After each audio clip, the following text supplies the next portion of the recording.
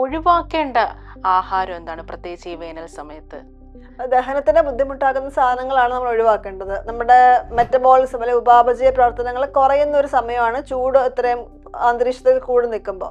അപ്പോൾ ദഹിക്കാൻ ബുദ്ധിമുട്ടുള്ള സാധനങ്ങളാണ് സ്പൈസ് കൂടുതലുള്ള ഭയങ്കര മസാല പൊരിച്ച സാധനങ്ങൾ, അതുപോലെ ഭയങ്കര ഡീപ്പ് ഫ്രൈ ചെയ്തിട്ടുള്ള സാധനങ്ങൾ. ഒരു കഷ്ണം മീൻ വറുത്തോ അല്ലെങ്കിൽ ചിക്കനോ കഴിച്ചതുകൊണ്ട് കുഴപ്പമുണ്ടെന്നല്ല. ഇപ്പോൾ അത് എല്ലാ മതങ്ങളിലും പല രീതികളിൽ ഈ ഇതുപോലെ നൊയമ്പിൻ്റെ അത് ഫുൾ ഡേ ഫാസ്റ്റിംഗ് ഉണ്ട്, വെള്ളം പോലും കുടിക്കാതെ ചെയ്യുന്നവരുണ്ട്, ലിക്വിഡ്സ് മാത്രം എടുത്ത് ചെയ്യുന്ന പല പല ഫോംസിലുണ്ട്. ഇതൊക്കെ നമ്മുടെ ബോഡിക്ക് ഇപ്പോൾ ഡിസീസ് കണ്ടീഷൻ ഉള്ള, ഇപ്പോൾ റീനൽ ഡിസീസോ അല്ലെങ്കിൽ ഡയബറ്റീസ് ഒക്കെ ഉള്ളവരാണെങ്കിൽ ഡോക്ടേഴ്സിനോട് കൺസൾട്ട് ഇട്ട് മാത്രം ചെയ്യാൻ പറയും. കാരണം ഡീഹൈഡ്രേഷൻ ആയി കഴിഞ്ഞാൽ വരാവുന്ന മറ്റു അസുഖങ്ങളുണ്ട്. യൂറിൻ ഇൻഫെക്ഷൻ വരാം, അതിന് ആൻറ്റിബയോട്ടിക് എടുക്കേണ്ടി വരും. അപ്പോൾ അത് മറ്റേ കണ്ടീഷനെ ബുദ്ധിമുട്ടാക്കി കഴിഞ്ഞാൽ അത് സങ്കടമാണ്. അപ്പോൾ അങ്ങനെയുള്ളത് ഡോക്ടേഴ്സിനോട് ചോദിച്ചിട്ട് ചെയ്യാൻ പറയും. ഇപ്പം സമയത്തിന് കഴിച്ചില്ലെങ്കിൽ ക്ഷീണം വരുന്ന ആൾക്കാരുണ്ട്, അവരോട് കഴിക്കാൻ തന്നെയാണ് പറയുന്നത്. ചിലരുണ്ട് ഒരു ദിവസം ഫുള്ള് കഴിച്ചില്ലെങ്കിലും കുഴപ്പമൊന്നുമില്ല. അപ്പം ആ ബോഡി നേച്ചറും ജനറ്റിക്സും ഒക്കെ ആയിട്ട് ബന്ധപ്പെട്ട കാര്യങ്ങളാണ്. ലേറ്റ് ഡിന്നേഴ്സ് എടുക്കുമ്പോൾ ചോറായാലും ചപ്പാത്തി ആയാലും എന്ത് മിനിമം സാധനം എടുത്താലും വെയിറ്റ് ഗെയിനും ദഹനത്തിന്റെ ബുദ്ധിമുട്ടിനും ചാൻസസ് കൂടുതലുണ്ട്. Welcome to milestone doctor. ഇന്ന് നമ്മോടൊപ്പം ഉള്ളത് chief dietitian doctor Manju P George, department of clinical nutrition, VPS, lakeshore hospital, Cochin. സാധാരണ മാമിനോട് മാം എപ്പോഴും ആദ്യം രോഗികളോട് ചോദിക്കുന്നത് സുഖമാണോ എന്നാണല്ലേ. ഇപ്പോൾ നമ്മൾ മാമിനോട് ആ ചോദ്യം ചോദിക്കുകയാണ്. മാം എങ്ങനെയുണ്ട്? How are you? സുഖമാണ്, താങ്ക് യു. മാം, ഇപ്പോൾ ഒരു ന്യൂട്രീഷൻ കാണുമ്പോൾ നമ്മളെപ്പോഴും നമ്മൾ ചോദിക്കുന്ന നമ്മളുടെ ഒരു ആകുലത എന്ന് പറഞ്ഞത്, നമ്മളെപ്പോഴും ആഹാരം കഴിക്കുന്നുണ്ട്, 3 നേരവും 4 നേരവും ഒക്കെ ആഹാരം കഴിക്കുന്നുണ്ട്. പക്ഷേ ഏത് ഭക്ഷണം കഴിക്കണം, അതെങ്ങനെ കഴിക്കണം, എത്ര ക്വാണ്ടിറ്റി കഴിക്കണം എന്നതിനെ കുറിച്ചൊന്നും നമ്മൾ പലപ്പോഴും അത്ര ബോധേഡല്ല. പക്ഷേ അതിനൊരു പ്രത്യേക ഒരു ഭക്ഷണക്രമമില്ലേ? എങ്കിൽ മാത്രമല്ലേ നമ്മളുടെ ശരീരവും അതുപോലെ തന്നെ മാനസികവുമായിട്ടുള്ളൊരു ആരോഗ്യം ഉണ്ടാവുള്ളൂ. കാരണം നമ്മൾ കഴിക്കുന്ന ഭക്ഷണമാണ് നമ്മളുടെ മനസ്സിലേക്കും ചെല്ലുന്നത്, മാനസിക ആരോഗ്യവും ഉണ്ടാവുന്നതെന്ന് പറഞ്ഞേക്കാറുണ്ട്. അപ്പോൾ പ്രത്യേകിച്ച് ഇപ്പോൾ സമ്മർ സീസണും കൂടെയാണ്. അപ്പം ഏതൊക്കെ രീതിയിലുള്ളൊരു ആഹാരമാണ് നമ്മൾ കഴിക്കേണ്ടത്? അത് എത്ര ക്വാണ്ടിറ്റിയിലാണ് കഴിക്കേണ്ടത്? നല്ല ക്വസ്റ്റ്യൻ ആണ്. നമ്മളിപ്പോൾ കൂടുതലും എല്ലാവരും ഒരു യങ് ഏജിൽ നമുക്ക് പ്രത്യേകിച്ച് ആകുലതകളൊന്നുമില്ല, ഇൻകം അനുസരിച്ചിട്ട് കഴിക്കുന്ന ഒരു പാറ്റേൺ ഇപ്പോൾ കണ്ടുകൊണ്ടിരിക്കുന്നത്. അപ്പോൾ സമ്മറിൽ പ്രത്യേകിച്ചും everybody goes for A cool items. അത് നാച്ചുറലി അങ്ങനെ വരുള്ളൂ. പക്ഷെ അപ്പോൾ നമ്മൾ കൂടുതലും ഹോസ്പിറ്റൽ ഫീൽഡിൽ വർക്ക് ചെയ്യുന്നതുകൊണ്ട് കൂടുതലും കണ്ടിരിക്കുന്നത് എല്ലാവരും കൺവീനിയൻസ് ഫുഡ്സിന് പുറകെ പോകുമ്പോൾ ഒരു മേജറായിട്ട് ഷുഗറി ഡ്രിങ്ക്സ് കൂടുതൽ എടുക്കുന്ന പ്രവണതയാണ് കാണുന്നത്. അപ്പം ജ്യൂസ് ആവാം, ഷേക്സ് ആവാം, ഇതൊന്നും വേണ്ടെന്നല്ല, പക്ഷെ അതിൻ്റെ ഉപയോഗം കൂടുതലായിട്ട് വരുന്നുണ്ട്. ഇപ്പോൾ ഓഫീസസിൽ ഇരിക്കുന്നവരാണെങ്കിൽ അവർ ലൈം ജ്യൂസ് ആയിരിക്കും ഏറ്റവും സിമ്പിളായിട്ട് പറയാൻ പറ്റുന്ന സാധനം. പക്ഷെ 2 നേരം lime juice salted with sugar, ഇത് 2 നേരം എടുക്കുന്നു. അപ്പോൾ റൊട്ടീൻ ഇങ്ങനെ വന്നുകൊണ്ടിരിക്കുമ്പോൾ അത് ഒരു പ്രീ ഡയബറ്റീസ് റേഞ്ചിലുള്ള ആൾക്കാർക്ക് പെട്ടെന്ന് തന്നെ ആ റേഞ്ച് വ്യത്യാസം വരാനുള്ള ചാൻസ് 1-2 മാസത്തെ കണ്ടിന്യൂസ് ഇതുപോലത്തെ ഒരു പാറ്റേൺ കൊണ്ട്. പിന്നെ പുറത്തൊക്കെ പോകുമ്പോൾ നല്ല ദാഹമുണ്ട്, ചൂടുണ്ട്. അപ്പം എല്ലാവരും ആശ്രയിക്കേണ്ടത് ഒരു കൂൾ ഡ്രിങ്ക്സ് എന്നുള്ള ഭാഗത്ത് ചിലപ്പോൾ സോഫ്റ്റ് ഡ്രിങ്ക്സ് ആവാം, അല്ലെങ്കിൽ ഫ്രഷ് ജ്യൂസസ് ആവാം, അങ്ങനെയുള്ള ഇതൊക്കെ ഉണ്ട്. അപ്പോൾ ഇതിൻ്റെ നമ്മൾക്ക് നോക്കേണ്ട കാര്യം ഇതെല്ലാം ബോഡിക്ക് ആവശ്യമാണ്. പക്ഷേ നമ്മളുടെ കണ്ടീഷൻ അനുസരിച്ചിട്ട്, അതായത് ഇപ്പോൾ ഒരു വേറെ അസുഖങ്ങളൊന്നും ഇല്ല, നോർമൽ ഹെൽത്തി ആയിട്ടുള്ള ഒരാളാണ്, ഇടയ്ക്ക് ഒരു 1-2 ജ്യൂസ് കഴിച്ചതുകൊണ്ടോ ഇതുകൊണ്ടോ കുഴപ്പമില്ല, കാരണം ബോഡി അത് റീകൂപ്പ് ചെയ്ത് പോകുന്നുണ്ട്. പക്ഷേ ഒരു വെയിറ്റ് കൂടുതലുള്ള ആൾക്കാരാണ്, അല്ലെങ്കിൽ സമയത്തിന് ഭക്ഷണം കഴിക്കാത്ത ആൾക്കാരാണ്, അല്ലെങ്കിൽ പ്രീ ഡയബറ്റീസ്, അതിപ്പോൾ നമുക്ക് ഒത്തിരി കൂടുതൽ കാണുന്ന ഒരു റേഞ്ചാണ്. ഷുഗർ ഇല്ല, പക്ഷേ ഷുഗർ വരാൻ ടെൻഡൻസി ഉണ്ട്. ആ ഒരു ഗ്രൂപ്പിലുള്ള ആൾക്കാർ ഒത്തിരി ഉണ്ട് ഇപ്പോൾ. അത് ചെറുപ്പക്കാർ മുതൽ കുട്ടികൾ മുതൽ പ്രായമുള്ളവർ വരെയൊക്കെ ആ ഗ്രൂപ്പിലുണ്ട്. അപ്പം ഈ ഗ്രൂപ്പിലുള്ള ആൾക്കാർ ഇതുപോലെ സമ്മറിൽ നമ്മൾ കൂടുതലും കൂൾ ആയിട്ടുള്ള ഷുഗർ അടങ്ങിയ അല്ലെങ്കിൽ മധുരം ആഡ് ചെയ്തില്ലെങ്കിൽ പോലും ജ്യൂസുകൾ നമ്മൾ കഴിക്കുമ്പോൾ ബ്ലഡിലെ ബ്ലഡ് ഷുഗർ സ്പൈക്സ് വരുത്താൻ ചാൻസ് ഉണ്ട്. അപ്പോൾ റിപ്പീറ്റ് യൂസേജ് അതിനൊരു ഈ സമ്മർ കഴിയുമ്പം അവർക്ക് ഷുഗേഴ്സിൻ്റെ വേരിയേഷനിലൊരു ചാൻസ് ഉണ്ടാവും. അപ്പോൾ അത് നമ്മുടെ ഒരു ഹൈറ്റ്, വെയിറ്റ്, നമ്മുടെ ആക്ടിവിറ്റി ലെവല്, ഭക്ഷണ സമയം ഇതെല്ലാം അറിഞ്ഞിട്ട് അതനുസരിച്ചിട്ടുള്ള ഒരു ചൂസ് ചെയ്യും. ഇപ്പം ഷുഗറി ഡ്രിങ്ക്സ് കുറയ്ക്കണം എന്നുള്ള ആൾക്കാർക്കാണെങ്കിൽ അവർക്ക് സോൾട്ടഡ് ലൈം കുഴപ്പമില്ല, ഒരുപാട് സോൾട്ട് ഇല്ലാണ്ട് എടുക്കാം. ഇല്ലെങ്കിൽ വെജിറ്റബിൾ സ്മൂത്തീസ് ഉണ്ട്, കുക്കുംബർ സ്മൂത്തി പോലത്തെയോ അങ്ങനെയുള്ളത്. അതും അല്ലെങ്കിൽ ബട്ടർ മിൽക്ക്, സംഭാരം, നല്ല ഒന്നാന്തരം സാധനമാണ്, വയറിനും നല്ലതാ, കുറച്ച് വിശപ്പടങ്ങുകയും ചെയ്യും, മനസ്സും കൂളാവും. അത് നല്ല ക്വാളിറ്റി. വെള്ളം ഇമ്പോർട്ടൻ്റ് ആണ് അത് ചെയ്യുമ്പോൾ, പുറത്തുനിന്നൊക്കെ വാങ്ങിക്കുമ്പോൾ. അതേ ഉള്ളൂ. അപ്പം അങ്ങനെയുള്ള കാര്യങ്ങൾ. ഇനി കുറച്ചും കൂടെ ഒരു നെക്സ്റ്റ് ലെവൽ, ഒരു ഹെൽത്തി ഒരു മീല് ലഞ്ച് എടുക്കാൻ തോന്നുന്നില്ല, അപ്പൊ ചൂടൊക്കെ ആകുമ്പോൾ ചിലപ്പം നോർമൽ റൈസ് അങ്ങൊന്നും കഴിക്കാൻ തോന്നിയില്ല, അങ്ങനെയൊക്കെ ഉണ്ടെന്നുണ്ടെങ്കിൽ നമുക്ക് കുറച്ചും കൂടെ ഒന്നുകിൽ ഈ ഫ്രൂട്ട് കട്ട്സ് വിത്ത് നട്ട്സ് അങ്ങനെ കിട്ടുന്ന ഷോപ്സുകളൊക്കെ നമുക്കിപ്പോൾ ഉണ്ട്. അവൈലബിലിറ്റി ഇഷ്യൂ ഒന്നുമില്ല, ചൂസ് ചെയ്യണം എന്നുള്ള കാര്യം മാത്രമേ ഉള്ളൂ. അപ്പൊ അത് വേണമെങ്കിൽ എടുക്കാം. അതല്ലെങ്കിൽ റാഗി മാൾട്ട് പോലത്തെയൊക്കെ ചെയ്യുന്ന മില്ലറ്റിന്റെ മാൾട്ട് അല്ലെങ്കിൽ റാഗി മാൾട്ട് ഇതുപോലത്തെയൊക്കെ ഡ്രിങ്ക്സ് കൊടുക്കുന്ന കടകൾ ഇപ്പോൾ ഉണ്ട്. അല്ലെങ്കിൽ നമുക്ക് പാക്ക് ചെയ്ത് കൊണ്ടുപോകാന്നുണ്ടെങ്കിൽ അപ്പം അതിനുള്ള സൗകര്യം അങ്ങനെ കൊണ്ടുപോകാം. അപ്പൊ ഇതൊക്കെ ആകുമ്പോൾ നമുക്ക് ആ സമ്മറിനെ അതിജീവിക്കാനായിട്ട് ഒരു ഹെൽത്തി പോയിന്റ് ഓഫ് വ്യൂവിൽ അത് ചെയ്യാൻ പറ്റും. അപ്പൊ അതാണ് നമ്മൾ നേരത്തെ പ്ലാൻ ചെയ്യേണ്ടത്. ട്രാവലിംഗ് ഉള്ള ആൾക്കാർക്കാണ് ഇത് കൂടുതൽ പ്രിപ്പറേഷൻ ആവശ്യമുള്ളത്. അപ്പൊ ബിസിനസ് സംബന്ധമായിട്ടോ അല്ലെങ്കിൽ ജോലി സംബന്ധമായിട്ടൊക്കെ പുറത്തായിരിക്കേണ്ട അവസ്ഥയിലാണ് അത് കൂടുതലും എന്തെടുക്കണം എന്ന് കൺഫ്യൂഷൻ വരിക. അപ്പൊ അങ്ങനെയുള്ളപ്പോൾ ഒരു പ്ലാനിങ് ആവശ്യമുണ്ട്. ഓഫീസുകളുള്ളവർക്ക് നമുക്ക് അവിടെ ഇരുന്ന് ചെയ്യാം. നമ്മൾ എവിടെയെങ്കിലും പറഞ്ഞൊരു സാധനം വരുത്തിക്കുവാണ്. അപ്പൊ അങ്ങനെയുള്ള ഒന്നുകിൽ അവർക്ക് കൊണ്ടുവരാം ഓഫീസിലേക്ക്, AC ഒക്കെ ആണെങ്കിൽ അത് ചീത്തയാകുകയല്ല. അതല്ലെന്നുണ്ടെന്നുണ്ടെങ്കിൽ ഇതുപോലത്തെ കിട്ടുന്ന ഇപ്പൊ ഹോം മെയ്ഡ് അങ്ങനെയുള്ള സംവിധാനങ്ങളൊക്കെ ഉണ്ട്. അപ്പൊ അവിടെയൊക്കെ പറഞ്ഞു വെക്കുവാണെങ്കിൽ വെറുതെ എന്തെങ്കിലും ജ്യൂസ് കലക്കി കുടിക്കുന്നതിനേക്കാളും കുറച്ചും കൂടെ ഹെൽത്തി ആയിട്ടുള്ളതിൽ വെക്കാം. അപ്പൊ ഈ പറഞ്ഞ പോലെ വയറിനും ബുദ്ധിമുട്ട് വരില്ല. ആ സമ്മർ കഴിയുമ്പോൾ നമുക്ക് വലിയ കേടുപാടില്ലാണ്ട് നമുക്കതിനെ മാനേജ് ചെയ്ത് കൊണ്ടുപോകാൻ പറ്റും. പ്രത്യേകിച്ച് ഈ സമ്മർ സമയത്ത് നമ്മളെപ്പോഴും ഡോക്ടർ പറഞ്ഞ പോലെ തന്നെ പാനീയങ്ങൾ, ഫ്രൂട്ട്സ് അതൊക്കെ കഴിക്കണമെന്ന് പറഞ്ഞു. നമ്മൾ ഈ ഒഴിവാക്കേണ്ട ആഹാരം എന്താണ്, പ്രത്യേകിച്ച് ഈ വേനൽ സമയത്ത്? ദഹനത്തിന് ബുദ്ധിമുട്ടാകുന്ന സാധനങ്ങളാണ് നമ്മൾ ഒഴിവാക്കേണ്ടത്. നമ്മുടെ മെറ്റബോളിസം അല്ലെ ഉപാപചയ പ്രവർത്തനങ്ങൾ കുറയുന്ന ഒരു സമയമാണ് ചൂട് ഇത്രയും അന്തരീക്ഷത്തിൽ കൂടി നിൽക്കുമ്പോൾ. അപ്പോൾ ദഹിക്കാൻ ബുദ്ധിമുട്ടുള്ള സാധനങ്ങളാണ് സ്പൈസ് കൂടുതലുള്ള, ഭയങ്കര മസാല പൊരിച്ച സാധനങ്ങൾ, അതുപോലെ ഭയങ്കര ഡീപ്പ് ഫ്രൈ ചെയ്തിട്ടുള്ള സാധനങ്ങൾ. ഒരു കഷ്ണം മീൻ വറുത്തോ അല്ലെങ്കിൽ ചിക്കനോ കഴിച്ചതുകൊണ്ട് കുഴപ്പമുണ്ടെന്നല്ല, പക്ഷെ നമ്മൾ ഈ ഇപ്പോഴത്തെ ട്രെൻഡിൽ ഒരു major portion of non veg with parotta പോലത്തെയോ അല്ലെങ്കിൽ അത്രയും കട്ടിയായിട്ടുള്ള സാധനങ്ങളൊക്കെ ഉള്ളതായിരിക്കും വരുന്നത്. റെഡ് മീറ്റിന്റെ കൺസംഷൻ ഉണ്ട്, പിന്നെ ഫ്രൈഡ് സാധനങ്ങളുണ്ട്. അപ്പം പല പല ഓപ്ഷൻസ് ഇഷ്ടം പോലെ ഉണ്ട്. അപ്പൊ അങ്ങനെയുള്ള എല്ലാം ഡ്രൈഡ് ഫുഡ് സ്റ്റഫ് ആവുമ്പോൾ ഡീഹൈഡ്രേഷന്റെ ചാൻസ് വരും, ആവശ്യത്തിന് വെള്ളം സമയത്തിന് കഴിക്കുന്നില്ലെന്നുണ്ടെങ്കിൽ. പിന്നെ അത് ദഹനത്തിന് വയറ് ഹെവി ആയിട്ട് ഫീൽ ചെയ്യും. അതുകൊണ്ട് ദഹിക്കാൻ എളുപ്പമുള്ള ലൈറ്റ് ഫുഡ്സ് ആണ് നല്ലത്. എപ്പോഴും വെജിറ്റബിൾസ്, ഇപ്പൊ ഈ ഗോഡ് വെജിറ്റബിൾസ് എന്ന് പറയും, വെള്ളരിക്ക, കുമ്പളങ്ങ, പടവലങ്ങ, ആ ടൈപ്പ് സാധനങ്ങൾ. അപ്പൊ വെള്ളവും നാരും കൂടുതലുള്ള പച്ചക്കറി അടങ്ങിയ ഭക്ഷണങ്ങൾ. പിന്നെ ഫ്രൂട്ട്സ് എല്ലാം തന്നെ എടുക്കാം. അപ്പൊ സീസണലായിട്ടുള്ള ഫ്രൂട്ട്സ് ആണ് പ്രിഫറബിളി പറയണത്. കുറച്ചുകൂടി പാഷൻ ഫ്രൂട്ട് പോലത്തെയോ അല്ലെങ്കിൽ അങ്ങനെയുള്ളതൊക്കെ ആകുമ്പോൾ എനർജി കുറവാണ്, എന്നാൽ ഫ്ലൂയിഡ് കണ്ടന്റ് ഉണ്ട്, ഫൈബർ ഉണ്ട്, അപ്പൊ ദഹനത്തിന് ബുദ്ധിമുട്ട് വരില്ല. അപ്പൊ ജ്യൂസസിനേക്കാളും ഫ്രൂട്ട്സ് ആയിട്ട് കൺസ്യൂം ചെയ്യുക. അത് ഏത് ഫ്രൂട്ടും കുഴപ്പമില്ല. അത് പറഞ്ഞ പോലെ അസുഖങ്ങളുടെ ചാൻസ് ഉള്ളവര് മാങ്ങ, ചക്ക മുതലായ സാധനങ്ങളൊക്കെ അളവ് നിയന്ത്രിച്ച് ഉപയോഗിക്കണമെന്ന് മാത്രമേ ഉള്ളൂ. അപ്പൊ അതല്ലാതെ വേറെ ഇഷ്യൂസ് വരുന്നില്ല. അപ്പം ഇതുപോലത്തെ ദഹനത്തിന് ബുദ്ധിമുട്ടുള്ള സാധനങ്ങൾ, ഡീപ് ഫ്രൈഡ് പാക്ഡ് സാധനങ്ങൾ, ഇങ്ങനെയുള്ള ഒരു ലിമിറ്റ് കൊടുക്കുവാണ് കുറച്ചും കൂടെ വയറിന് നല്ലത്. ഈ മാങ്ങ ചക്കയെ കുറിച്ച് പറഞ്ഞപ്പോൾ, ഈ മാങ്ങ ചക്ക കഴിക്കുന്നത് അത് ശരീരത്തിന് കൂടുതൽ ചൂട് ഉണ്ടാക്കും, അങ്ങനെ ഒരു ധാരണ പലരിലും ഉണ്ട്. അതിൽ എത്രത്തോളം വാസ്തവമുണ്ട് ഇല്ല, ഡോക്ടർ? ചൂട് ഫ്രൂട്ട്സ് ജനറലി നമുക്ക് എടുക്കാൻ തന്നെ പറഞ്ഞു. ഞാനത് ചിലപ്പോൾ അളവ് കൂടി പോകും. ഈ സീസൺ ആകുമ്പോഴത്തേക്കും ഇത് ഇഷ്ടമുള്ള ആൾക്കാർ ചിലപ്പോൾ അളവ് ഒരു കൺട്രോൾ ഇല്ലാണ്ട് കഴിക്കുക. അപ്പോൾ ഒരു 5-6 സ്ലൈസ് മാങ്ങ അല്ലെങ്കിൽ 4-5 ചക്ക കഴിച്ചുകൊണ്ട് കുഴപ്പമൊന്നുമില്ല. ചക്കപ്പുഴുക്കൊക്കെ സ്ഥിരമാണ് നമ്മുടെ വീടുകളിലൊക്കെ. അപ്പൊ അതൊക്കെ ഒരു മിനിമൽ പോർഷനിൽ സാരമില്ല. പക്ഷെ ഈ സാധനം വീട്ടിലുണ്ടാകുമോ, എല്ലാവരും തന്നു, അത് തീർക്കണം, അതിന് വേണ്ടിയിട്ട് നമ്മൾ കണ്ടമാനം അത് തീർക്കാൻ വേണ്ടി എടുക്കുമ്പോൾ ആ ഒരു മീലിൽ ഇതിന്റെ അളവ് കൂടുതൽ വരികയാണ് ചെയ്യുന്നത്. അത് നമ്മുടെ ബാക്കിയുള്ള ന്യൂട്രിയൻസിന്റെ ബാലൻസിനെ ബാധിക്കും. ആ ഒരു പോർഷൻ എടുക്കരുതെന്നില്ല, മിതമായിട്ട് എടുക്കാം. അല്ലാതെ ഒരു സാധനം ചൂട് കൂട്ടുന്നു എന്നുള്ള ഒരു, ചിലരിൽ അത് മെറ്റബോളിക്കലി ബുദ്ധിമുട്ടുണ്ടാക്കുന്നുണ്ടാവാം. ചിലപ്പോൾ ഈ കുടലിന്റെ അസുഖം ഉള്ളവർ, അല്ലെങ്കിൽ ഈ വയറിന്റെ കുടലിന്റെ ചലനങ്ങളോട് ബന്ധപ്പെട്ടിട്ടുള്ള അസുഖങ്ങളൊക്കെ ഉള്ളവരുണ്ട്, അല്ലെങ്കിൽ കൂടുതൽ ഗ്യാസ് ഫോർമേഷൻ ഉള്ളവരൊക്കെ ഉണ്ട്. ഇങ്ങനെയുള്ളവർ ചക്ക, പഴം, മാങ്ങാപ്പഴം മുതലായതൊക്കെ കൂടുതലായി കഴിഞ്ഞാൽ ചിലപ്പോൾ ബുദ്ധിമുട്ടുണ്ടാവും. അങ്ങനെയുള്ളവർ അത് കൺട്രോൾ ചെയ്യണം. അല്ലാതെ അതിപ്പോൾ ഏത് കാലാവസ്ഥയായാലും സെയിം തന്നെയാണ്. അപ്പൊ അത് മാത്രമേ ഉള്ളൂ, അല്ലാണ്ട് ഇന്ന ഫ്രൂട്ട് പാടില്ല എന്നില്ല. അവനവന് ദഹനത്തിന് ഓക്കെ ആണല്ലോ ഏത് ഫ്രൂട്ടും കഴിക്കാം. അതൊരു മിതമായ രീതിയിൽ അളവിൽ നിയന്ത്രിച്ചെടുക്കണം എന്ന് മാത്രമേ ഉള്ളൂ. ഇപ്പൊ മലയാളികളുടെ ഒഴിവാക്കാൻ പറ്റാത്ത ആഹാരമാണ് ചോറ്.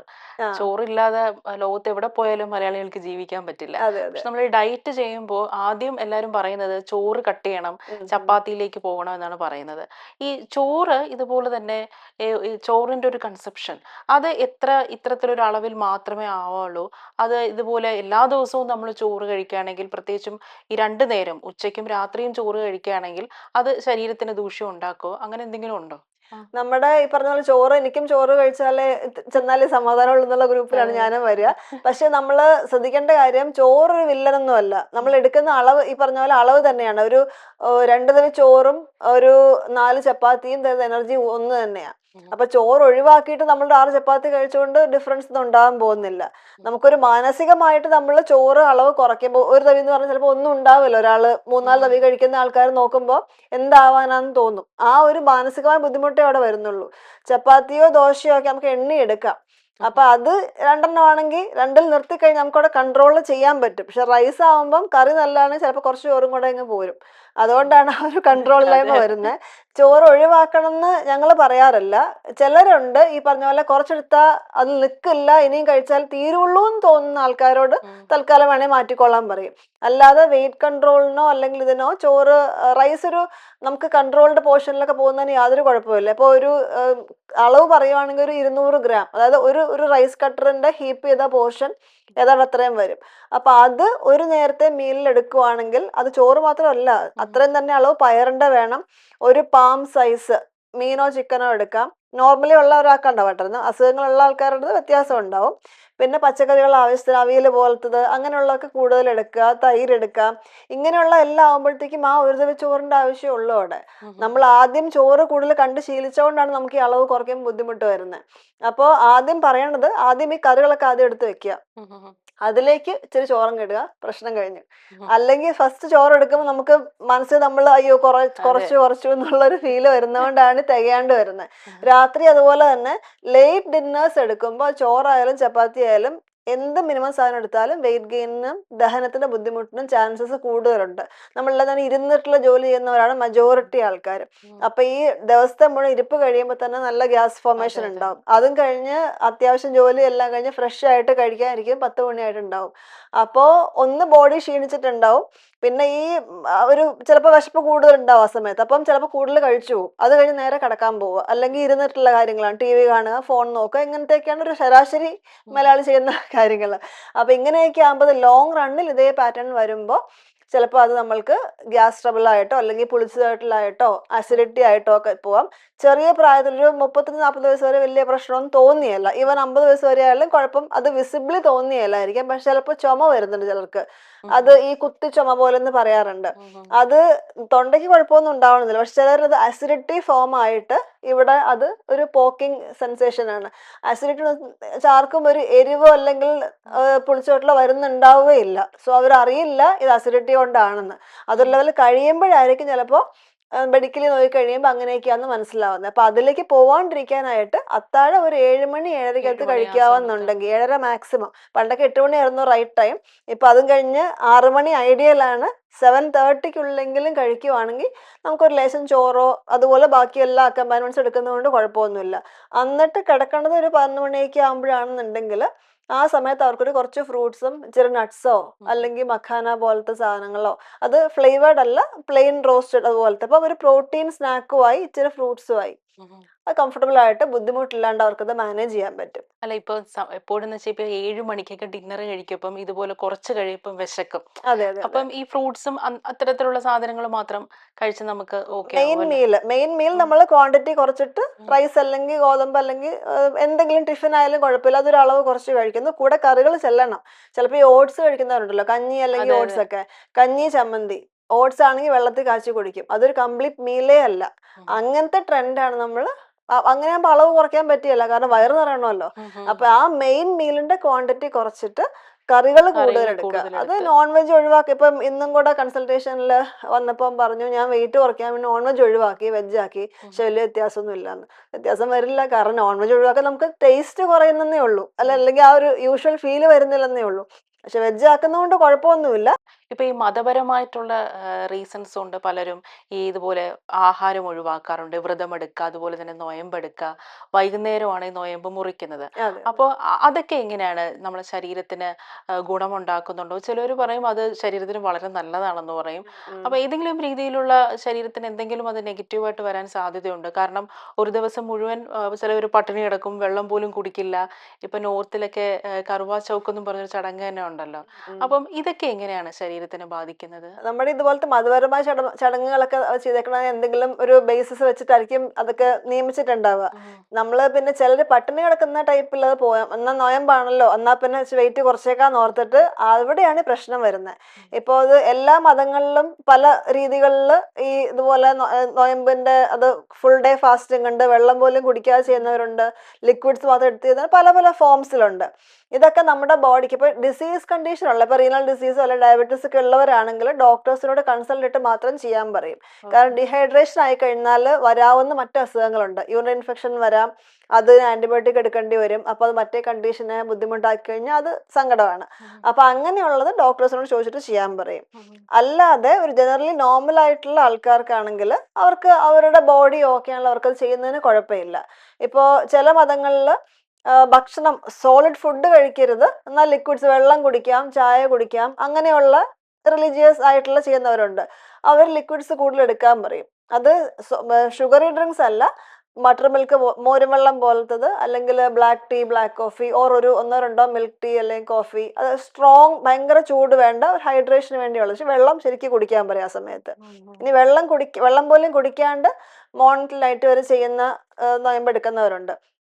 അവർ ശ്രദ്ധിക്കേണ്ടത് ഫസ്റ്റ് ഹൈഡ്രേഷൻ വേണം. ആദ്യം നൊയമ്പെല്ലാം മുറിച്ച് കഴിയുമ്പം ചെറിയ എന്തെങ്കിലും ഫ്രൂട്ടോ വെച്ചിട്ടായിരിക്കും നൊയമ്പ് വീടുന്നത്. അതിനുശേഷം അവര് ഹെവി മീലിലേക്ക് പോയെന്നാൽ വയറിൽ ബുദ്ധിമുട്ട് വരും. ചെറുപ്പക്കാർക്കും കുട്ടികൾക്കും വലിയ പ്രശ്നം വരില്ല, കാരണം ബോഡി അതനുസരിച്ച് റെഡി ആയിക്കൊണ്ടിരിക്കും. പക്ഷെ ലോങ് റണ്ണിലത് ബുദ്ധിമുട്ട് വന്നേക്കാം. അപ്പോൾ ലൈറ്റ് ഫുഡ്സ് ആണ് പറയേണ്ടത്. അപ്പോൾ ടുവേർഡ്സ് നൈറ്റ് ആകുമ്പം ഒരു ഹെവി ഫ്രൈഡ് സാധനങ്ങൾ അങ്ങനെ പോകുന്നതിനേക്കാളും ഇപ്പൊ കുറച്ചുകൂടെ കോൺഷ്യസ് ആണ് ആൾക്കാരെ കാര്യത്തിൽ. അതുകൊണ്ട് ഇച്ചിരിയും കൂടെ ദഹിക്കാൻ എളുപ്പമുള്ള സാധനങ്ങളാണ് കഴിക്കുന്നത്. അതുപോലെ ഏർലി മോർണിംഗ് ഉള്ള മീലാണെങ്കിലും നന്നായിട്ട് അത്യാവശ്യം കാർബോഹൈഡ്രേറ്റ് ഉള്ളത് എടുക്കുക. നോൺ വെജിന് കുഴപ്പമൊന്നുമില്ല, അവർക്ക് കംഫർട്ടബിൾ ആണെങ്കിൽ എടുക്കാം, മുട്ട എടുക്കാം.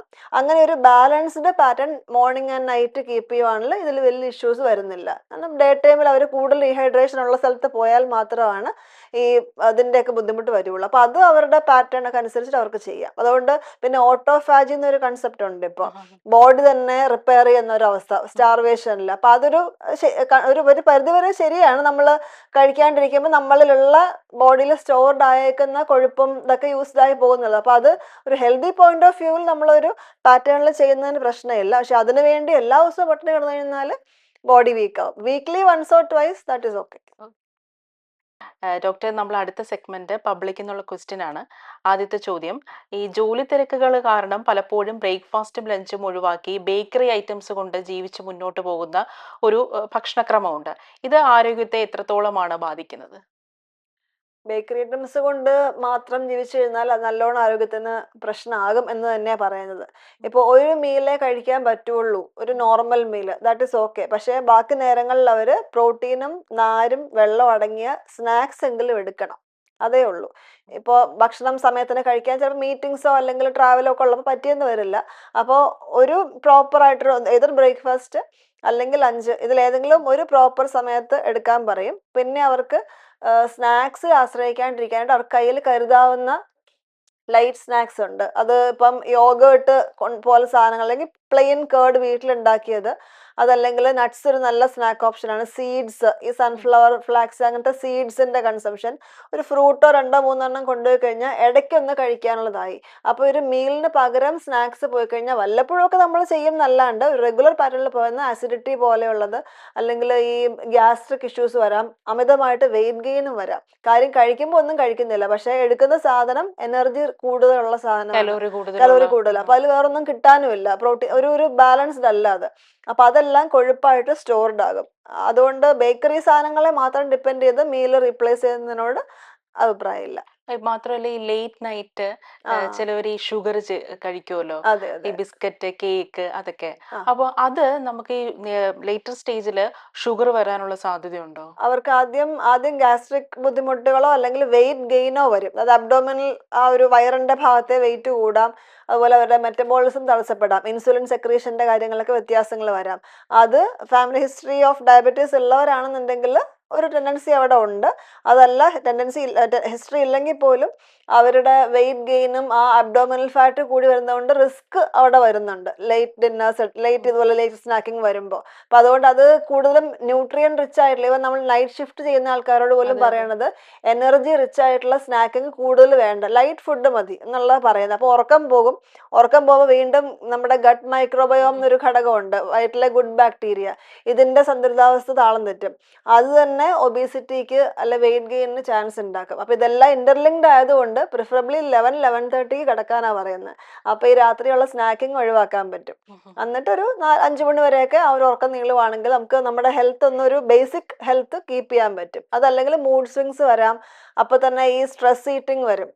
കഴിച്ചല്ലോ എന്നോർത്ത് വിഷമം കൊണ്ട് വീണ്ടും കഴിക്കുന്നവരുണ്ട്. ഈ സ്ട്രെസ് അപ്പൊ ഈറ്റിംഗ് ആണോ ഈ എപ്പോഴും സ്വീറ്റ്സ് ഐസ്ക്രീം അതൊക്കെ സ്ട്രെസ് ഈറ്റിംഗിന്റെ ഭാഗമാണ് ചിലവര്? മധുരം വരാം, ഫ്രൈഡ് സ്നാക്സ് വരാം. ചിലപ്പോൾ ഈ ചുമ്മാ കടലയൊക്കെ പെറുക്കി കഴിച്ചുകൊണ്ടിരിക്കും. അതുമൊക്കെ എന്ത് സാധനം ആവാം നമ്മുടെ ടേസ്റ്റ് അനുസരിച്ചിട്ടുള്ള.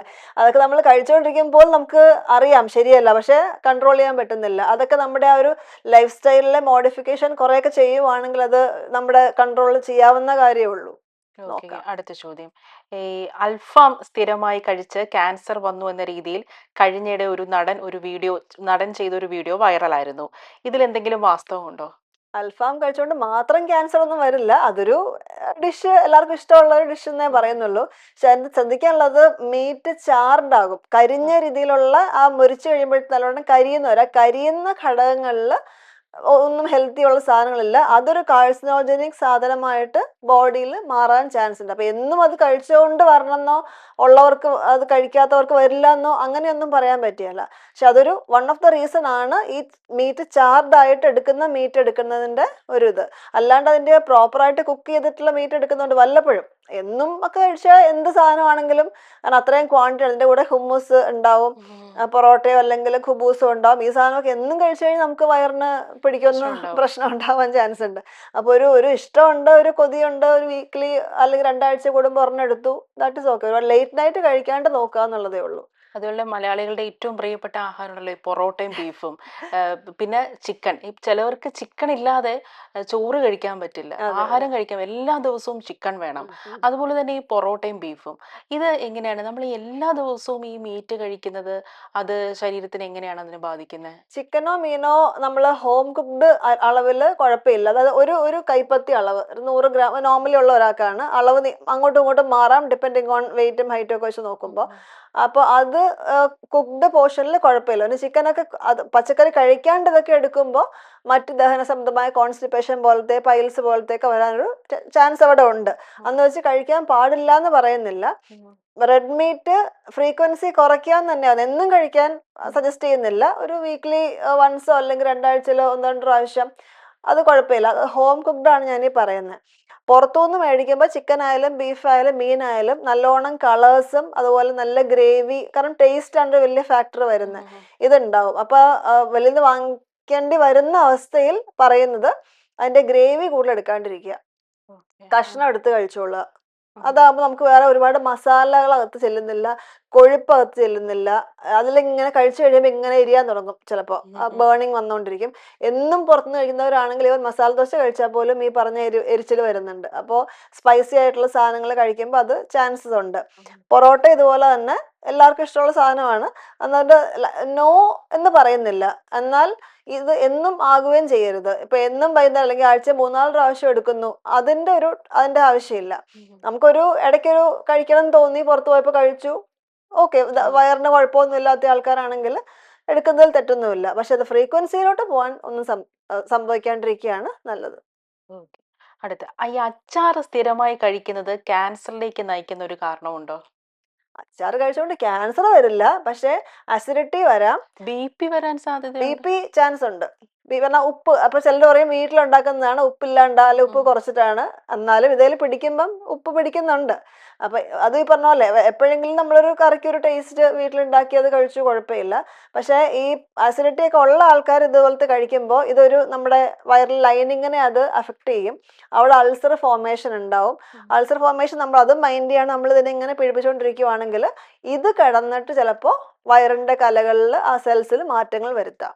അങ്ങനെ ഒരു ചാൻസ് ഉണ്ട്. അല്ല അച്ചാർ കഴിച്ചുകൊണ്ട് മാത്രമല്ല, ഇവരുടെ ബാക്കിയുള്ള എല്ലാ ഭക്ഷണ സാധനങ്ങളും ഫ്രൈഡ് സ്റ്റഫ് ആകാം, എരിവുള്ള മറ്റു സാധനങ്ങളാവാം, ഭക്ഷണം കഴിക്കാത്ത സമയങ്ങൾ ഒരു ഓഡ് ടൈമിങ്സിൽ കഴിക്കുന്നവർക്ക് ഉണ്ടാവും. ഇങ്ങനെയുള്ള എല്ലാം ചേർന്നിട്ടാണ് ഇത് വരുന്നത്. ഇങ്ങനെയെല്ലാം എടുത്തതും ഒരു കുഴപ്പമില്ലാത്ത ആൾക്കാരും ഉണ്ട്. അത് ജനറ്റിക് മേക്കപ്പ് എന്ന് പറയും. അവർക്ക് അതിനെ വിത്ത്സ്റ്റാൻഡ് ചെയ്യാനുള്ള ജനറ്റിക് കപ്പാസിറ്റി ഉണ്ട്, സോ അവർക്ക് പ്രശ്നമില്ല. ബാക്കിയുള്ളവർ അത് ശ്രദ്ധിച്ചു കഴിഞ്ഞാൽ ഒഴിവാക്കാം, അതേ ഉള്ളൂ. ഡോക്ടർ, 2 ചോദ്യം കൂടെ ഉണ്ട്. ഈ യുവാക്കളിൽ ബാഡ് കൊളസ്ട്രോൾ കൂടുന്നത് എന്തുകൊണ്ടായിരിക്കും? ഇതെങ്ങനെ നമുക്ക് നിയന്ത്രിക്കാം?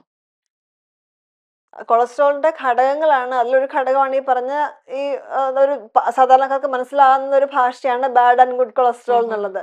അത് ഇപ്പോ LDL എന്നുള്ള ഘടകം, VLDL ഇങ്ങനെയുള്ള ഈ ഘടകങ്ങളാണ് ഈ പറയുന്നത്. പക്ഷെ ഇത് മാത്രം കൂടി നിൽക്കുകയാണ്, ബാക്കിയെല്ലാം നോർമൽ ആണെങ്കിൽ അത് ഡയറ്ററി ഇൻഡ്യൂസ്ഡ് ആയിരിക്കണം എന്ന് പറയാൻ പറ്റില്ല. അവരുടെ ഫാമിലിയൽ കൊളസ്ട്രോളിമിയ എന്ന് പറയും. അത് പാരൻസിന് അല്ലെങ്കിൽ ജനറ്റിക്കലി ഉള്ള വ്യത്യാസം കൊണ്ട് ഈ ഘടകം കൂടുന്നത്. അത് മെഡിക്കലി മാത്രമേ മാനേജ് ചെയ്യാൻ പറ്റുള്ളൂ. പക്ഷെ ചില ലൈഫ് സ്റ്റൈൽ പാറ്റേൺ കൊണ്ട് ഇതിന് വ്യത്യാസം വരാം. നമ്മളിപ്പോൾ ഒരു സമയം തെറ്റിയുള്ള ഭക്ഷണക്രമം, ഉറക്കമില്ലായ്മ, ആക്ടിവിറ്റി ഇല്ലായ്മ, നല്ലോണം എനർജി റിച്ച് ആയിട്ടുള്ള സാധനങ്ങൾ എടുക്കുന്നു, അല്ലെങ്കിൽ ഈ ബേക്കറി സ്റ്റഫ് കൂടുതൽ എടുക്കുന്നു, ഇങ്ങനെയുള്ള കാരണം കൊണ്ട് കൊളസ്ട്രോൾ മാത്രമല്ല മറ്റ് ഘടകങ്ങളും എല്ലാം, ഇപ്പൊ ബിലിറൂബിന്റെ ഘടകങ്ങൾ അല്ലെങ്കിൽ ലിവർ എൻസൈംസ്, ഇതെല്ലാം വേരിയേഷൻസ് വരും. ഇങ്ങനെയുള്ള അവരുടെ അതിനിപ്പോ അവർ ഡയറ്റ് പാറ്റേൺ നോക്കിയാലേ ഇത് എടുക്കണ്ടോ ഇല്ലെന്ന് അറിയാൻ പറ്റുള്ളൂ. അപ്പൊ ആ പാറ്റേൺ നോക്കിയിട്ട് ഇങ്ങനെയുള്ള വേരിയേഷൻസ് ഉള്ളവരാണെങ്കിൽ dietary and life style manage ചെയ്തേ പറ്റുള്ളൂ. അതല്ല വളരെ നന്നായിട്ട് പോകുന്ന ഡയറ്ററി ഹാബിറ്റ്സ് ഉള്ള ആൾക്കാരാണ്, ആക്ടിവിറ്റി ഉണ്ട്, ഉറക്കമുണ്ട്, എന്നിട്ടും ഇത് കൂടുതലാണെങ്കിൽ അതിൽ ഡയറ്റിന് വലിയൊരു റോൾ വരുന്നില്ല. അത് ഉള്ള പാറ്റേൺ കണ്ടിന്യൂ ചെയ്യുക, പക്ഷെ മെഡിക്കൽ ഹെൽപ്പും കൂടെ അവിടെ നോക്കേണ്ടി വരും. മറ്റേ ലൈഫ് സ്റ്റൈൽ മാനേജ്മെന്റ് കൊണ്ട് കുറെ പേർക്കെങ്കിലും അത് റെഗുലർ ആക്കാൻ പറ്റും. അതിൽ നിൽക്കുന്നില്ല എങ്കിൽ അവർക്കും മെഡിക്കൽ ഹെൽപ്പ് വേണ്ടി വരും. ഓക്കെ. ഈ നാടൻ ഭക്ഷണം സ്ഥിരമായി കഴിക്കുന്ന ഒരാൾക്ക് ഈ ലഘു ഭക്ഷണങ്ങൾ, അതായത് നമ്മൾ ഈ ബേക്കറിയിൽ നിന്നുള്ള ഒരു ആഹാരം കഴിക്കുമ്പോൾ അവർക്ക് ഈ ഗ്യാസ്ട്രിക് ഇഷ്യൂസ് ഒക്കെ വരാറുണ്ട്. അതായിരിക്കും അതിന്റെ ഒരു റീസൺ എന്തായിരിക്കും? അത് ബോഡി യൂസ്ഡ് യൂസ്ഡ് അല്ല, അല്ലാത്തതുകൊണ്ട്. അത്രേ ഉള്ളൂ. കാരണം ഒരു നല്ല ക്ലൈമറ്റിൽ നന്നായിട്ട് ജീവിക്കുന്ന ഒരാൾക്ക് കുറച്ചൊരു ഇപ്പൊ ഫോർ എക്സാമ്പിൾ ഇവിടെ നാട്ടിലത്തെ ചിക്കൻ കറി ഒരു ഫോറിനർ വന്ന് കഴിച്ചാൽ ചിലപ്പോൾ അയാൾക്ക് വയറ്റി പിടിക്കുകയില്ല. നമുക്ക് ചിലപ്പോൾ അപ്പൊ നമ്മൾ കുഴപ്പമുണ്ടാവില്ല. എല്ലാം കഴിച്ച് കുറച്ച് ശീലിക്കണം അല്ലേ? നമ്മുടെ നാട്ടുകാർക്ക് അത്യാവശ്യം കുറച്ച് എല്ലാം ബേക്കറിയിൽ കഴിച്ച് നിന്ന് എല്ലാം കുറച്ച് കഴിച്ച് ശീലിക്കണം. നമ്മൾ അത് ജീവിക്കുന്ന സ്ഥലം പോലെ ഇരിക്കും. ഇപ്പൊ കേരളത്തിൽ ജീവിച്ച് പഠിച്ച് ജോലിയൊക്കെ ചെയ്യുന്ന ആൾക്കാർക്ക് ട്രൈ ചെയ്യുന്നത് തെറ്റില്ല. കാരണം ഇത് അറിഞ്ഞിരിക്കുക, അതിനു വേണ്ടി കഴിക്കാം. അല്ലാണ്ട് എനിക്ക് പ്യുവർ രീതിയിൽ മാത്രമേ പോകുള്ളൂ, പക്ഷെ എന്റെ ചുറ്റുപാടുള്ളത് എനിക്കിപ്പം വായു മലിനമാണ്, പൊല്യൂഷൻ ഉണ്ട്, ഇതൊക്കെ നമുക്ക് എക്സ്പീരിയൻസ് ചെയ്യണം. അല്ല എല്ലാം ഒരു എക്സാക്ട്ലി ഒരു തിയറട്ടിക്കൽ വേ നമുക്ക് പോകാൻ പറ്റില്ല. അതുകൊണ്ട് നമ്മുടെ ജീവിക്കുന്ന അവസ്ഥയിലുള്ളത് ആൾക്കാർക്കത് ഒന്ന് ടേസ്റ്റ് ചെയ്ത് നോക്കാം, അതിന് കുഴപ്പമില്ല. പക്ഷെ അതിലേക്ക് മുഴുകി പോരുമെന്നേ ഉള്ളൂ. അതേസമയം ഇവിടെ എല്ലാം ജീവിക്കുന്നത് അവരൊരു വേറൊരു സ്ഥലത്താണ് ജീവിക്കുന്നത്, അവിടെ ഇങ്ങനത്തെ ഫുഡ്സ് ഇല്ല. ഇത് ട്രൈ ചെയ്ത് നോക്കാണ്ടിരിക്കുവാണ് നല്ലത്. കാരണം വന്ന വയറ് കേടായി മെഡിസിനിലേക്ക് പോകുന്നതിനേക്കാൾ നല്ലത് ദേ ക്യാൻ റെസ്ട്രിക്ട്. അതൊക്കെ അവരവരുടെ ഫ്രീഡം ആണ്, നമ്മളത് ചെയ്യണം പാടില്ലെന്ന് പറയുന്നില്ല. ചിലർക്കുണ്ട് വയറ് സെൻസിറ്റീവ് ആയിരിക്കും. അപ്പൊ അങ്ങനെയുള്ളവർ ഇങ്ങനെയുള്ള ഫുഡ്സ് ശ്രദ്ധിക്കുക. ചിലരിൽ അത് നല്ല ഗട്ട് ഹെൽത്ത് അത്യാവശ്യം ഉള്ളവരിൽ കുറച്ചൊക്കെ ബോഡി മാനേജ് ചെയ്യും, അവർക്ക് വലിയ ഇഷ്യൂസ് വരുന്നില്ല. ചില ആൾക്കാരെന്ന് പറയുമ്പോഴത്തേക്കും അവർക്ക് എന്തെങ്കിലും ഒരു ഇപ്പം പഴകിയ അല്ലെങ്കിൽ അതിൻ്റെ ആ സമയം കഴിഞ്ഞ ഫുഡ് കഴിച്ച് തന്നെ വയറ് പ്രശ്നമാവും. അത് നമ്മുടെ നേച്ചർ മനസ്സിലാക്കിയിട്ട് നമുക്ക് എടുക്കാമോ വേണ്ടയോ എന്നുള്ളത് മനസ്സിലാക്കിയിട്ട് അത് ചൂസ് ചെയ്യുക, അല്ലെങ്കിൽ വേണ്ടാന്ന് വെക്കുക എന്നുള്ളതാണ് എനിക്ക് വരുന്നത്. ഈ ഡോക്ടർ, നമ്മൾ ഈ പല ഡയറ്റ് രീതികളുണ്ടല്ലോ, പ്രത്യേകിച്ച് ഈ സെലിബ്രിറ്റീസ് ഒക്കെ പല രീതിയിലുള്ള ഡയറ്റ് ഫോളോ ചെയ്യാറുണ്ട്. ഇപ്പം വന്ന് കീറ്റോ ഡയറ്റ് എന്നൊക്കെ പറയും. അപ്പോൾ ഈ ഇത്തരത്തിലുള്ള ഡയറ്റ് വളരെ അവർ കഴിക്കുന്ന ഒരു ക്വാണ്ടിറ്റി ഓഫ് ഫുഡ് എന്ന് പറഞ്ഞാൽ സാധാരണക്കാർക്കൊന്നും അത്ര ഡയറ്റ് ഫോളോ ചെയ്യാൻ പറ്റില്ല. വളരെ എക്സ്പെൻസീവ് ആയിട്ടുള്ള ഡയറ്റ് പ്ലാനാണ്. അപ്പം ഇത്തരം ഡയറ്റ് പ്ലാന് എങ്ങനെയാണ് നമ്മളെ ഒരു ശരീരത്തിന് സാധാരണ നമ്മൾ കഴിക്കുന്ന ഒരു ക്വാണ്ടിറ്റി ഓഫ് ഫുഡ് ഉണ്ടല്ലോ, അത് കിട്ടാതെ വരുമ്പോൾ വളരെ കുറച്ച് മാത്രം ഇങ്ങനെ ഫുഡ് കഴിക്കുമ്പോൾ അതെങ്ങനെയാണ് ശരീരത്തിന് നമ്മൾ മെലിയാൻ വേണ്ടി അത്തരത്തിലുള്ള ഡയറ്റ് നമ്മൾ ഫോളോ ചെയ്യുന്നത് അതൊരു പോസിറ്റീവായിട്ടുള്ള ഒരു ഇമ്പാക്റ്റ് ഉണ്ടാക്കുമോ? നമ്മളിപ്പോ സെലിബ്രിറ്റീസിൻ്റെ ആയിട്ട് നമ്മുടെ ആയിട്ട് കമ്പയർ ചെയ്യേണ്ട ആവശ്യം എനിക്ക് തോന്നുന്നില്ല. കാരണം അവർക്ക് അവരുടേതായ അംബിഷൻസും വർക്കൗട്ടും ലൈഫ് സ്റ്റൈലും ഒക്കെ വേറെ ഉണ്ട്. അപ്പൊ അവര് കഴിക്കണ എന്താന്ന് അവര് വല്ല മാഗസീനിൽ നമ്മൾ വായിക്കണതല്ലേ ഉള്ളൂ, അവരോട് നേരിട്ട് ചോദിക്കുന്നില്ല. നമുക്കറിയില്ല അത് തന്നെയാണോ എടുക്കുന്നതെന്നുള്ളത്. ഡെഫിനറ്റ്ലി അവർ അളവ് കൂടുതലാവാണ്ട് തന്നെ എടുക്കുന്നതാണ്. അപ്പൊ എടുക്കുന്ന സാധനം ക്വാളിറ്റി ഉള്ളതായിരിക്കും. ക്വാണ്ടിറ്റിയേക്കാളും ക്വാളിറ്റിയാണ് ഇമ്പോർട്ടൻസ് കൊടുക്കുക. അപ്പോൾ അവരുടെ ഒരു പ്രോപ്പർലി സ്റ്റഡീഡ് പ്രൊഫഷണൽ ആയിരിക്കും അവരുടെ കാര്യങ്ങൾ ഗൈഡ് ചെയ്യാനുള്ളത്. അപ്പൊ അതുകൊണ്ട് അത് നമുക്ക് ശരിയോ തെറ്റോ എന്നുള്ളതിനേക്കാളും അത് അവർക്ക് ഓക്കെ ആണ്, അവർക്ക് എനർജി വ്യത്യാസം ഇല്ലെങ്കിൽ ലെറ്റ് ദം ഫോളോ ഇറ്റ്. നമുക്കതിൽ കോൺട്രവേഴ്സി കൊണ്ടുവരേണ്ട ആവശ്യമില്ല. പക്ഷേ one size does not fit for all. ഒരു അളവ്, ഒരു ഷർട്ട് ഒരാൾക്ക് പാകമായത് മറ്റേക്ക് പാകമാണെന്നില്ല. അതുപോലെ തന്നെ ഒരു ഡയറ്റ് പാറ്റേൺ ഒരാൾ ഫോളോ ചെയ്യണത് എനിക്ക് ഫോളോ ചെയ്യാൻ പറ്റണമെന്നില്ല. അതുകൊണ്ട് എപ്പോഴും ഞങ്ങൾ പ്രൊഫഷണലിൽ ചെയ്യാറുള്ളത്, ഒരാൾ വരുമ്പോൾ അവരുടെ ഫിസിക് എന്താണ്, അവരുടെ height, weight, work pattern, activity level, ഉറക്കം, ഇതെല്ലാം നമ്മൾ അസസ് ചെയ്യും. അതിൻ്റെ കൂടുതൽ ഇമ്പോർട്ടൻ്റ് ആയിട്ടുള്ള അവരുടെ ഭക്ഷണ രീതി, എപ്പോൾ എഴുന്നേൽക്കുന്നു, എപ്പോൾ ഫസ്റ്റ് മീൽ തുടങ്ങുന്നു, ഇടയ്ക്ക് വല്ലതും കഴിക്കുന്നുണ്ടോ, രാത്രി എപ്പോൾ കഴിക്കുന്നു, ഇതെല്ലാം നോക്കിയിട്ട് അവരുടെ സറൗണ്ടിങ്ങിൽ അവർക്ക് എന്തൊക്കെ എടുക്കാൻ പറ്റും ഇതിനെയും കൂടെ വെച്ചിട്ട് നമ്മളൊരു പ്ലാൻ റെഡിയാക്കണം. അപ്പം ഇന്നയാൾക്കുള്ള ആയിരിക്കത്തില്ല മറ്റേ ആൾക്കുള്ള പ്ലാൻ വരുന്നത്. അപ്പൊ അങ്ങനെ ചെയ്യുവാണ് കുറച്ചും കൂടെ നല്ലത്, റാദർ ദാൻ നമ്മൾ അളവ് കുറച്ച് കഴിക്കുന്നതിന്റെ അതിനെ കുറിച്ച് കൂടുതൽ ഇത് പറയുന്നതിനേക്കാളും. അപ്പൊ അളവ് കുറച്ച് ചിലർക്ക് നന്നായിട്ട് ഒരു 3 മീൽ കഴിച്ചാൽ അവർക്ക് ഫുൾ ആവത്തുള്ളൂ. അവർക്ക് വേറെ സ്നാക്കിന്റെ ആവശ്യം ഉണ്ടാവണമെന്നില്ല. ഇവർക്ക് നമ്മൾ ചെറിയ ചെറിയ മീൽസ് കൊടുക്കുമ്പോൾ അവർക്ക് കഴിക്കാൻ പറ്റിയല്ല. വേറൊരാള് ഹെവി മീൽ കഴിക്കാൻ പറ്റിയല്ല, അവർക്ക് ചെറിയൊരു സ്നാക്ക് വേണം. അപ്പൊ അവർക്ക് ആ രീതിയിൽ കൊടുക്കുക. അപ്പൊ അതുകൊണ്ടൊരു ഇൻഡിവിജ്വൽ സ്പെസിഫിക് ആയിട്ട് അങ്ങനെയുള്ള പാറ്റേൺ ചെയ്യാൻ പറ്റുള്ളൂ. ഇനിയിപ്പോ ഡോക്ടർ നമ്മളുടെ ഒരു മേരി ചേച്ചിക്ക് ഒരു ഡൗട്ട് ഉണ്ട്, അതൊന്ന് ചോദിക്കുകയാണ് കേട്ടോ. മേരി ചേച്ചി. നമസ്കാരം. നമസ്കാരം. ഡോക്ടർ ഇവിടെ ഉണ്ട്, ചോദിക്കാം കേട്ടോ. ഓക്കെ, ചോദിച്ചോളൂ. നമസ്കാരം. നമസ്കാരം. നമസ്കാരം. നമ്മളെ ഈ ചെല്ലാനത്തായിരുന്നു നമ്മുടെ വീട്. ഓക്കെ. എന്റെ പേര് മേരിക്കുട്ടി എന്നാണ്. നമുക്കിവിടെ ഏറ്റവും സുലഭമായിട്ട് കിട്ടുന്ന സാധനം എന്ന് പറഞ്ഞു കഴിഞ്ഞാല് മീനാണ്. മീൻ. ഈ മീൻ സ്ഥിരമായിട്ട് കഴിച്ചു കഴിഞ്ഞാല് ഈ അലർജിക്കൽ പ്രോബ്ലംസ് ഉണ്ടാവുമെന്ന് ഇങ്ങനെ നമ്മൾ കേട്ടിട്ടുണ്ടേ. അപ്പം അതിന്റെ ഒരു സത്യാവസ്ഥ അറിയാൻ വേണ്ടിയിട്ടാണ് ഞാൻ എന്റെ ഒരു സംശയമാണത്. അപ്പൊ ഈ മീൻ സ്ഥിരമായിട്ട് കഴിച്ചു കഴിഞ്ഞാൽ എന്തെങ്കിലും അലർജിക്കൽ പ്രോബ്ലംസ് ഉണ്ടാകുമോ, അതോ അത് നമ്മൾ ഇടയ്ക്ക് ഈ അലർജിക്കൽ ടെസ്റ്റ് എന്തെങ്കിലും ചെയ്യണോ എന്നതിനെ കുറിച്ചായിരുന്നു എന്റെ ഒരു സംശയമേ. മാഡം, ഈ ഫുഡ് അലർജി എന്നുള്ളത് നമുക്ക് ഏത് പ്രായത്തിലും വരാവുന്ന ഒരു കണ്ടീഷനാണ്. പക്ഷെ അതിനൊരു സിംറ്റംസ് ഉണ്ട്. ഇപ്പൊ നമുക്കൊരു കഴിച്ചുകൊണ്ടിരിക്കുന്ന സാധനം എന്നും കഴിക്കുമ്പം വീണ്ടും കഴിക്കുമ്പോൾ ഒരു ചൊറിച്ചിലോ അല്ലെങ്കിൽ ഒരു വേറെ ബുദ്ധിമുട്ട് വരുമ്പോൾ നമ്മൾ ടെസ്റ്റ് ചെയ്യാം. അതല്ലെങ്കിൽ ഒരു പെർട്ടിക്കുലർ മീൻ കഴിച്ചുകൊണ്ടിരിക്കുമ്പോൾ അതിന് വയറിളക്കം വരുന്നു, അത് റിപ്പീറ്റഡ്ലി എങ്ങനെ തോന്നുവാണെങ്കിൽ നമുക്കത് മെഡിക്കലി നോക്കാം. പക്ഷെ മീൻ കഴിച്ചത് കൊണ്ട് എന്നും കഴിക്കുന്ന ഒരാൾക്ക് അലർജി വരണം നിർബന്ധമൊന്നുമില്ല. കാരണം അത് അവരുടെ ബോഡിയിൽ അത് ദഹിപ്പിക്കാനുള്ള ബാക്കി മെക്കാനിസംസ് ഒക്കെ ഉണ്ട്. നോർമലായിട്ടാ പോണതെങ്കിൽ അവർ വേറെ ടെൻഷൻ അടിക്കേണ്ട ആവശ്യമില്ല. നമുക്ക് വേറെ ദഹന പ്രശ്നങ്ങളില്ല, ബാക്കി എല്ലാ ആക്ടിവിറ്റീസും പ്രോപ്പർട്ടി ചെയ്യാൻ പറ്റുന്നുണ്ട്. ഇങ്ങനെയൊക്കെ ഉള്ളതാണെങ്കിൽ മീൻ എടുക്കാൻ തന്നെ നമ്മളും പറയണത് കേട്ടോ. എല്ലാ ദിവസവും എടുക്കുന്നതിന് യാതൊരു കുഴപ്പമില്ല. ഒരുപാട് സ്പൈസ് ഈ മസാലയൊക്കെ വെച്ചിട്ട് നല്ല എരിവിലൊക്കെ ചെയ്യുമ്പോൾ അത് വയറിന് ചിലപ്പോൾ ദഹിക്കാൻ പ്രശ്നങ്ങൾ വരാം, അസിഡിറ്റി ഒക്കെ വരാം, അതേ ഉള്ളൂ. അല്ലാണ്ട് മീനിന്റെ പീസ് എടുക്കുന്നതുകൊണ്ട് ഒരു കുഴപ്പമില്ല. പിന്നെ ഉള്ളത് ചെമ്മീൻ പോലെ സാധനങ്ങളുണ്ടല്ലോ, ചെമ്മീൻ, കണവ, കൊഞ്ച്, ആ ടൈപ്പ് സാധനങ്ങൾ. അതിപ്പോ എന്തായാലും എന്നും എടുക്കാൻ പറയുന്നില്ല, എപ്പോഴെങ്കിലും എടുത്തോട്ടെ, പ്രശ്നമില്ല. പക്ഷെ അങ്ങനെയുള്ള സാധനങ്ങൾ ചിലർക്ക് അലർജിക് ആയിട്ട് കാണിക്കാറുണ്ട്. അപ്പൊ അത് നമ്മൾ ശ്രദ്ധിക്കണം. അത് അങ്ങനെ ഉള്ളവർ അത് ഒഴിവാക്കാൻ പറയും. അതല്ലാതെ വല്ലപ്പോഴൊക്കെ എടുക്കുന്നതുകൊണ്ട് അലർജി ഉണ്ടാക്കണമെന്നുമില്ല. കൊച്ചു കുട്ടികൾക്കൊക്കെ സ്ഥിരം മീൻ കൊടുത്തു കഴിഞ്ഞാൽ എന്തെങ്കിലും ദോഷവശങ്ങൾ ഉണ്ടാകും? പുഴമീനോ കടൽമീനോ കുഴപ്പമില്ല, കൊടുക്കാവുന്ന തന്നെയാ. ഈ പറഞ്ഞ ഷെൽ ഫിഷസ് എന്ന് പറയും, കക്ക, ഞണ്ട്, ചെമ്മീൻ, ആ സാധനങ്ങൾ എന്നും കൊടുക്കണ്ട. കാരണം അത് ചിലപ്പോൾ എന്നും എടുക്കുമ്പോൾ അവർക്കത് ചിലപ്പോൾ ഒരു ഇൻഫ്ലമേഷൻ ഒക്കെ ഉണ്ടാവാൻ ചാൻസ് ഉണ്ട്. വല്ലപ്പോഴും ആവാം, അതിനും ദോഷമില്ല. അപ്പൊ കൊടുക്കുമ്പോൾ എന്തെങ്കിലും ബുദ്ധിമുട്ട് കാണുക, ചൊറിഞ്ഞു വരുവോ അല്ലെങ്കിൽ ചൊറിച്ചിൽ വരുവോ, ചുണ്ട് തടിച്ചു വരുവോ, അങ്ങനെയൊക്കെ ചെയ്യുമോ, അല്ലെങ്കിൽ വോമിറ്റിംഗ് വരികയാണ്, അങ്ങനെയൊക്കെ ഉണ്ടെങ്കിൽ ശ്രദ്ധിക്കണമെന്നേ ഉള്ളൂ. അത് നമുക്ക് തൽക്കാലം സ്റ്റോപ്പ് ചെയ്തിട്ട് ടെസ്റ്റ് ചെയ്ത് ഡോക്ടറിനെ കണ്ട് ടെസ്റ്റ് ചെയ്തിട്ട് വേണം അങ്ങനെയുള്ളത് റീസ്റ്റാർട്ട് ചെയ്യാൻ. അതേ ഉള്ളൂ. അല്ലാണ്ട് മീൻ കൊടുക്കാൻ പാടില്ലെന്നൊന്നുമില്ല, കൊടുക്കേണ്ട സാധനം തന്നെയാണ്, കഴിക്കുകയും ചെയ്യാം. Okay, thank you madam. Okay ma'am, ശരി. Thank you doctor. അപ്പം നമ്മളെ സംബന്ധിച്ചിടത്തോളം ഭക്ഷണം വളരെ ഇമ്പോർട്ടൻ്റ് ആയിട്ടുള്ള ഒരു കാര്യമാണ്. അത് ഏത് രീതിയിൽ കഴിക്കണം, എത്ര അളവിൽ കഴിക്കണം എന്നൊക്കെ ഉള്ളത് എപ്പോഴും കൺസേൺ തന്നെയാണ്. ഞാൻ നേരത്തെ പറഞ്ഞ പോലെ അതെ. അതിനെക്കുറിച്ച് ഒരുപാട് നല്ല ഇൻഫോർമേഷൻ ആണ് ഡോക്ടറിൽ നിന്ന് കിട്ടിയത്. Thank you doctor. Thank you. Thank you.